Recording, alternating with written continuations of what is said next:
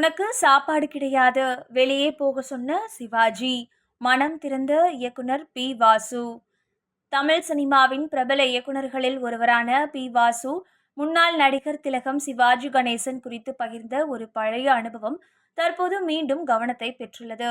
ஒரு நேர்காணலில் பேசிய பி வாசு தனது ஆரம்ப காலத்தில் சிவாஜி கணேசனுக்கு கதை சொல்ல சென்ற அனுபவத்தை நினைவு கூர்ந்துள்ளார். சிவாஜி அவர்களுக்கு கதை சொல்லப் போவதே பெரிய வாய்ப்பு என்பதால் மிகுந்த எதிர்பார்ப்புடன் சென்றதாகவும், ஆனால் அந்த சந்திப்பு சில சங்கடத்தை தனக்கு தந்ததாகவும் கூறியுள்ளார். சிவாஜி அவர்கள் என்னை கதை சொல்ல மதிய உணவு நேரத்தில்தான் வர சொன்னார். சிவாஜி கணேசன் சாப்பிடும் நேரத்தில் கதை கேட்க ஏற்பாடு செய்யப்பட்டிருந்தது. அவர் சாப்பிட்டுக் கொண்டிருக்கும் போது வாசுவும் அங்கு இருந்துள்ளார்.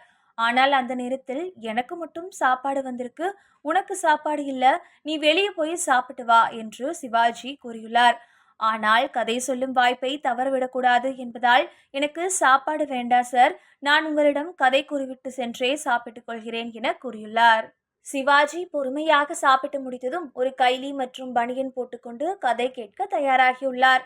சிவாஜி கதை கூற சொல்லும் போது அந்த அறையில் டிவியில் கிரிக்கெட் போட்டி ஓடிக்கொண்டிருந்ததால் கவனம் சிதறிய சூழல் இருந்ததாகவும், ரிமோட் வேறு வேலை செய்யாததால் டென்ஷனான சிவாஜி சிகரெட் பற்ற வைக்க நினைத்தாராம். இதெல்லாம் வாசுவின் கவனத்தை சிதறடிக்க, சார் என்னை மன்னித்து விடுங்கள், நீங்கள் ஒரு பக்கம் டிவி பார்ப்பதாலும் சிகரெட் பிடிப்பதாலும் உங்கள் கவனம் கதையில் இல்லை என கூற, அதை கேட்ட சிவாஜி யாரை பார்த்து என்ன பேசுகிறாய் என்பது போல கடுமையாக கோபப்பட்டதாகவும் பி வாசு கூறியுள்ளார். இது ஒரு கசப்பான அனுபவம் என்றாலும் பெரிய நடிகர்களுடன் பணியாற்றும் ஆரம்பகால சவால்களை தனக்கு புரிய வைத்ததாகவும் பி வாசு தெரிவித்துள்ளார்.